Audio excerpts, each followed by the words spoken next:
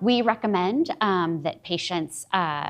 be treated initially at a site that would have the ability to get complete diagnostic testing, and that can be done either through send-out testing, local testing at an academic or tertiary site, or the MyeloMatch program is open to all cooperative group sites across the United States and has a screening protocol where anyone with a suspected AML or MDS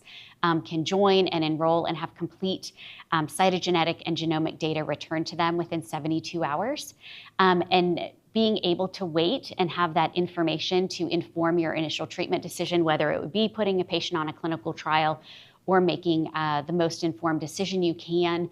based on that genomic data, I think is really critical. And so if patients are seen at a center that does not do a lot of leukemia because it's a rare disease, I think partnering with your academic institution to help guide you in those initial first steps is always helpful to the patient.